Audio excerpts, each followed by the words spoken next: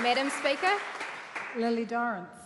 I wish to raise awareness on the most pressing issue facing young people today, that being mental health and its drastic consequences, including the taking of a precious life. New Zealand's mental health system is at a crisis point, and this is evidenced by the fact that in 2017, 20,000 New Zealanders tried to take their own life.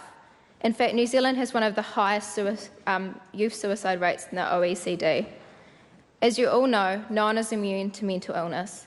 Mental illness does not discriminate between rich and poor or extroverts and introverts. Every person in this room will have a friend or a family member who has or is suffering from some form of mental illness. I am particularly alert to this issue because it was only a few months ago that I lost a friend, a classmate, to suicide. According to the 2018 government inquiry into mental health and addiction, New Zealand's mental health system is unsustainable.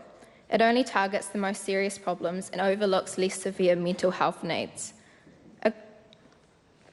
Accordingly, young people lack awareness of what mental health issues can look like, and this leads to young people suffering in silence.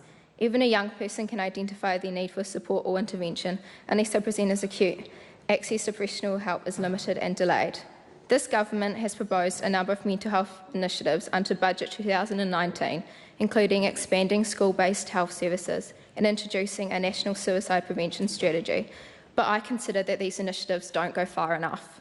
What young people really need is open communication, education, and accessible mental health and wellbeing services. This requires a system where mental health education from qualified experts is a part of the school curriculum right through year 13. Put your notes away and tell us what you think we need. Okay. Point of order. I'd just like to point out that I think while I'm sure all members are aware of how a general debate usually works in Parliament. Look, I'm sorry, I've already ruled on this. I'm just trying to, in the last minute that she has, to get from her, rather than reading a speech, her views. So I've already ruled, I'm not going to re-debate it. Right? Would we maybe be able to be shown some lenience? You may sit down. So tell us what you think. Okay.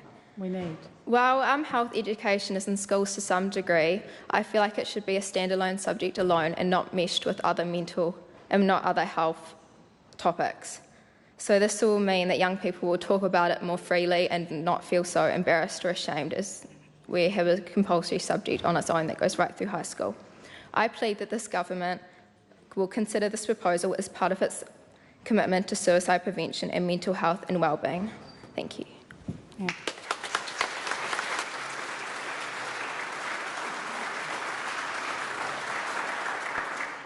Madam Speaker. Anna Douglas.